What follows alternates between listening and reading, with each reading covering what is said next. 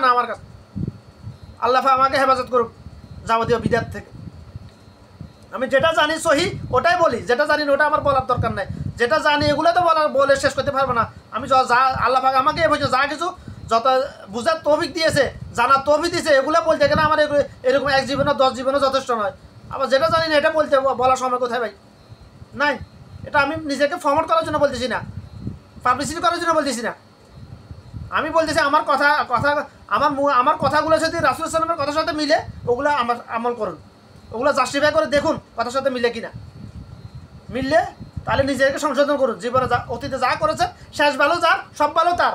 আপনি সারা জীবন শিরিক করেছেন, বিদাত করেছেন, কোনো আপত্তি না, কোনো সমস্যা নেই। আপনি আজকে আছে তওবা নজুয়া করুন, খাঁটি তওবা করুন, আল্লাহর সাথে ওয়াদা করুন। আল্লাহ জীবনে অনেক গুনাহ করেছি, অনেক বিদাত পাপ করেছি, অনেক শিরিক করেছি, বিদাত করেছি, এই কাজগুলো করেছি। কবিরা গুনাহ থেকে মাপ পাবার একটা সত্য হলো, একটা সত্য হলো প্রত্যেকটা গুনার নাম ধরে ধরে আল্লাহর নাম ধরে ধরে সে পাপের স্বীকৃতি দিতে হবে আল্লাহর কাছে। তারপর আল্লাহর সাথে ওয়াদা করতে বাকি জীবনে গুনাহ আর করবো না। তাহলে আল্লাহ পাক বলছে ওয়াজাবাত, মাফ করে দিলাম, মাফ। গুনাহ মাফ হবে না কেন ভাই? অবশ্যই মাফ হবে। গুনাহ কেন মাফ হবে না? মাফ সাবার মতো চাইতে হবে তো। যেভাবে সাবা শিখেছে আল্লাহ পাক, আল্লাহ রাসূল সাল্লাল্লাহু আলাইহি ওয়াসাল্লাম যেভাবে শিখেছে ওভাবে চাইলে মাফ কেন হবে না? হ্যাঁ, রাসূল সাহেব যত সাহাবী ছিল সবাই জন্মের পর থেকে এক একজন 30 বছর 40 বছর 50 বছর শিরিক করার পরে ঈমান এনেছে। ঈমান আনার পরে তারা দুনিয়াতে জান্নাতে সুসংবাদ পেয়েছে অনেক সাহাবী যারা মুনাফিক, সাহাবীদের মধ্যে মুনাফিক ছিল সতীর্থ 1 2 জন, বাকি সবাই ছিল মুমিন। প্রত্যেক মুমিন সাহাবী জান্নাতি, জান্নাত তাদের উপর ওয়াজিব করে দুনিয়া থেকে গেছে। তারা যদি সারা জীবন, আমি তো শিরিক করি না জন্মসূত্রে, ইচ্ছা অনিচ্ছা। আমি তো মা কালী পূজা করছি, নাকি শিবের পূজা করছি, নাকি মহাদেবের পূজা করছি, আমি কখনো পূজা করি নাই। আমরা কি যারা মুসলমান করে তারা কি পূজা করে না? তারা ওইরকম শিরিক করে না। হ্যাঁ, অনিচ্ছাকৃত জাহেলিয়াতের কারণে নিজের কথা কর্মের দ্বারা বিদাতি আমলের কারণে শিরিক হয়ে গেছে, বিদাত হয়ে গেছে। বিদাত মানে শিরিক। ওয়াকুল্লু বিদাতি দালালা, ওয়াকুল্লু বিদাতি শিরিক আজকা, ওয়াকুল্লু বিদাতি দালালা। কোরআন আয়াত, রাসূলুল্লাহ সাল্লাল্লাহু আলাইহি ওয়াসাল্লাম হাদিস। তো অবশ্যই আল্লাহ পাক তো মাফ করার জন্য বসে। আল্লাহ পাক আদম সন্তানকে সৃষ্টি তো করেছে। আল্লাহ আদম সন্তান পাপ করবে, গুনাহ করবে, আর আল্লাহর কাছে মাফ চাইবে। এই জন্য তো সৃষ্টি করেছে। শুধু আমল করার জন্য সৃষ্টি করে নাই তো। শুধু আমল করার জন্য সৃষ্টি যদি করতে হতো, অসংখ্য অগণিত, যার সংখ্যা আল্লাহ ছাড়া কেউ জানে না, ফেরেশতাদেরকে বানিয়ে রেখেছে আল্লাহ পাক, তারাই তো যথেষ্ট ছিল। মানুষকে আল্লাহ পাক সৃষ্টি করেছে, মানুষ এবং জিনকে সৃষ্টি করেছে একমাত্র আল্লাহ পাকের ইবাদত করার জন্য। যেহেতু মানুষকে আল্লাহ পাক দুইটা ফিতরত দিয়ে দিছে, ভুলও করবে সঠিকও করবে। ভুল করলে আল্লাহ কাছে মানুষ আর শয়তানের মধ্যে পার্থক্য একটাই।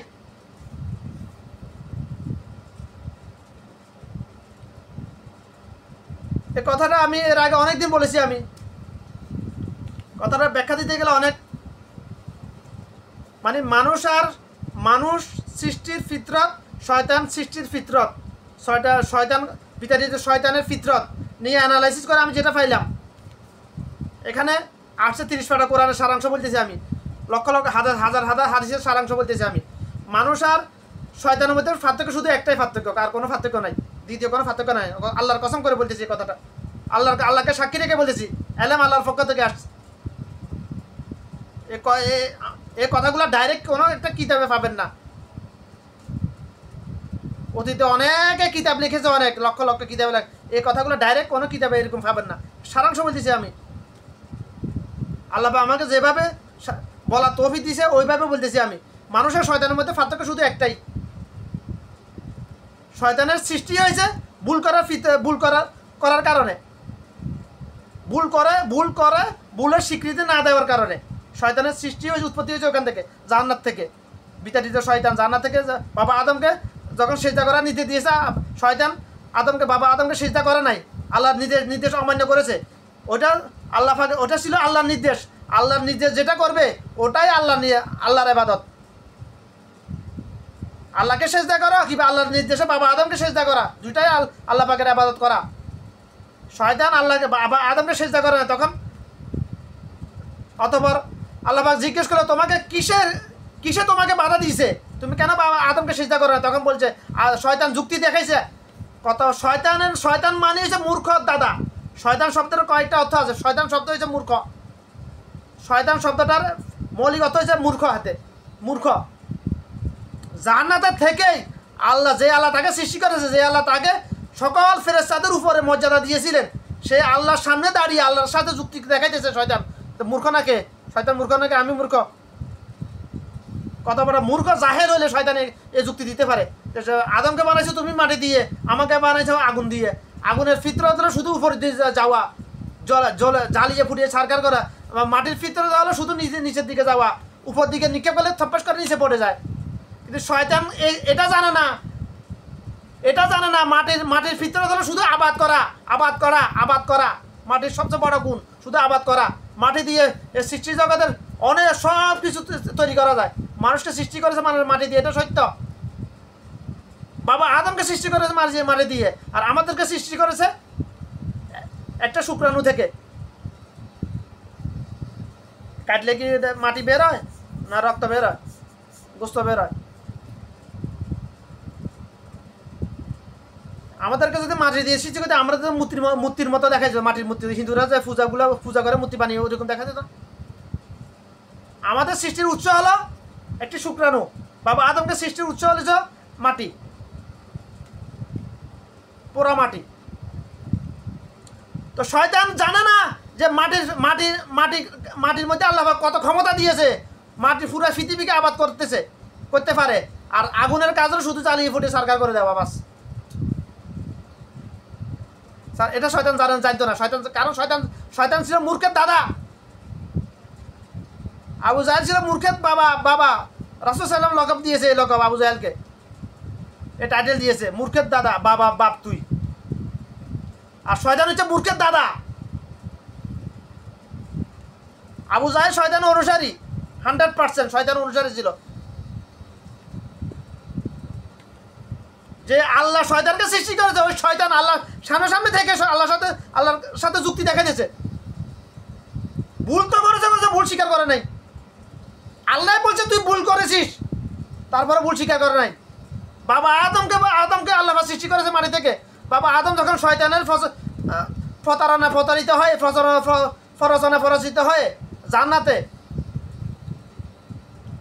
বুজুর্গ আলেমের বেশে যখন বাবা আদম হাওয়াকে আল্লাহ শয়তান অসহসা দিল, তখন নিষিদ্ধ গাছের ফল খাওয়ার পরে তাদের শরীর থেকে জান্নাতি কাপড় খুলে ফেলেছে আল্লাহ পাকের নির্দেশে, খুলে গেছে অটোমেটিক। তখন তারা জান্নাতের গাছপালা, ডালা, পাতা ফুতা এগুলো দিয়ে নিজের লজ্জাস্থান ডাকলো। তখন আল্লাহ বলছে তোমরা আমার আর জান্নাতে থাকতে, তোমরা ভুল করেছ, তোমরা আমার নিষেধ অমান্য করেছ শয়তানের অসহযোগী হয়ে। অতঃপর তাদেরকে দুনিয়াতে ফাটিয়ে দিল। দুনিয়া ফাটানো পরে আল্লাহ বাবা আদম হাওয়াকে শিক্ষা দিয়েছেন, তোমরা আমার কাছে এই দোয়াগুলো করে মাফ চাও। আল্লাহুম্মা ইন্নী যালামতু নাফসি যুলমান কাসীরান ওয়া লা ইয়াগফিরু যুনুবা ইল্লা আনতা ফাগফিরলি মাগফিরাতাম ওয়ালা মিন ইনদিকা ওয়ারহামনি ইন্নাকা আনতাল গাফুরুর রহিম। বাবা আদমকে আল্লাহ পাক নিজে দোয়াগুলো শিক্ষা দিয়েছেন মাফ চাওয়ার জন্য। আমার কাছে এইভাবে মাফ চাও, আমি মাফ করে দিব। অথবা বাবা আদম নিজের ভুলের স্বীকৃতি দিয়ে মাফ চেয়েছেন, আল্লাহ ভাই জন্য মাফ করে দিয়েছেন। বাবা আদম এসেছে জান্নাত থেকে, আবার গিয়েছে জাহান্নাম থেকে, আবার জান্নাতে গিয়েছেন। বাবা আদমের রূহ তো ইল্লিনেই আছে। আর বিতাড়িত শয়তানকে আল্লাহ পাক বের করেছেন জান্নাত থেকে, কিন্তু শয়তান যাবে জাহান্নামে, চিরস্থায়ী জাহান্নামে। কেন? শয়তান ভুল করেছে, ভুল স্বীকার করে নাই। আদম সন্তানের সৃষ্টি হয়েছে ভুল করে ফিতরতের উপর। বাবা আদম ভুল করেছেন, মা হাওয়া ভুল করেছেন, ভুলের স্বীকৃতি দিয়েছেন, আল্লাহর কাছে মাফ চাইছেন, তো আবার নসুয়া করেছেন, আল্লাহ মাফ করে দিয়েছে, আবার তাদেরকে আবার জান্নাতে দিয়ে নিয়ে গেছেন। আর শয়তান ভুল করেছে, ভুল স্বীকার করে নাই।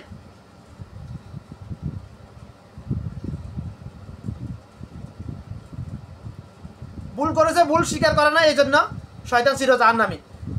ওই শয়তানের ফিতরত যে মানুষের মধ্যে আছে, সেই শয়তানের অনুসারী, যে শয়তানের অনুসারী সে হয় চির জাহান্নামী হবে, না হয় নির্দিষ্ট সময়কালের জন্য জাহান্নামী হবে। আল্লাহি আলম, আল্লাহ ভালো জানে, আমার বলার ক্ষমতা নাই, অধিকার নাই যে তুই চির জাহান্নামী, তুই জাহান্নামী। তবে যে মানুষ, যে আদম সন্তান শয়তানের অনুসারী, কারা শয়তান, যে আদম সন্তান ভুল করে, ভুল স্বীকার করে না, নিজের দোষ অন্যের গাড়ে মানে দোষকে ফেঁসায় নিজের দোষ করেছে, নিজের থেকে তো স্বীকার করে না, অন্যকে যদি দোষটা দেখাই দে তারপরে স্বীকার তো করে না, উল্টা ওটাকে ফেঁসায় যে অন্যের ঘাটে ছাপাই দেওয়ার চেষ্টা করে, তারা সবাই শয়তান অনুসারী। যে শয়তান অনুসারে শয়তান যেখানে গেছে সেখানে তো যাবে। আচ্ছা, একটা মিছিলে যখন স্লোগান দেয়, আমি একসময় মিছিল দিয়েছি, আমার পিছনে হাজার হাজার মানুষ ছিল, এরকম মিছিলে আমি স্লোগান দিয়েছিলাম, নেতৃত্ব দিয়েছি আমি একসময় বিএনপির আমলের। আমি গত 17 বছর আগের কথা বলতেছি, আমি মিছিলের স্লোগান আমি দিয়েছিলাম। আমি যেটা বলছি পিছনে হাজার হাজার লোক ছিল, সবাই এটাই বলেছে, আমি যেদিকে গেছি ওরা ওইদিকে গেছে, এরকম মানে আমি উদাহরণ দিতেছি, আমি আমার কথাটা বাস্তব, এটা সত্য বলতেছি, আমি মিথ্যা বলতেছি না। আমি এরকম করেছি, লিড দিয়েছি, আমি মিছিলে স্লোগান আমি দিয়েছি। শুরু ছিল নারায় তাকবীর আল্লাহু আকবার দিয়ে শুরু করেছি আমি, তারপর স্লোগান দিয়েছি দলীয়গুলা, যে যাই হোক ওটা বললাম না। একটা মিছিলে লক্ষ লক্ষ লোকও থাকতে পারে, কিন্তু সামনে যে থাকে, সে যেদিকে যায় ওদিকে তাকে সবাই অনুসরণ করা লাগে। সে যে স্লোগান দেয় পিছনে সবাই ওই স্লোগান দেয়, সেই এক অবস্থা। যে শয়তানকে অনুসরণ করবে, শয়তান কোথায় যাবে এটা পৃথিবীর সকল ইহুদি কাফেরও জানে। এখন শয়তানকে যে অনুসরণ করবে, শয়তান যেখানে যাবে, যে অনুসারী সেখানে যাবে। এখন শয়তানের এই ফিতরত যার মধ্যে আছে, সে শয়তানের অনুসারী, এবং শয়তান যেখানে যাবে সে ওখানে যাবে। বাবা আদমের ফিতরত যার কাছে আছে, সে বাবা আদমের অনুসারী, আল্লাহর অনুসারী। বাবা আদম যেখানে গেছে সে ওখানে যাবে, বাস এটাই সংক্ষিপ্ত আলোচনা। এটাই আমার ব্যাখ্যা, অনেক ব্যয়বহুল। আখিরাত নিয়ে কথা বলতে গেলে একজন মানুষের 1 জীবনে 10 জীবনও যথেষ্ট নয়। দুনিয়াবি কথা বললে কয়েক সেকেন্ডে যথেষ্ট, কয়েক মিনিটের মধ্যে শেষ করে দেওয়া যায়। কিন্তু আখিরাতে শুরু আসে, শেষ নাই। এই জন্য আখিরাত নিয়ে কথা বলতে গেলে শুরু হয়, শেষ শুরু করতে পারি, শুরু করে দেয় আল্লাহ, শেষ যদি আল্লাহ না থামে না, এটা আর কিছু করার নাই।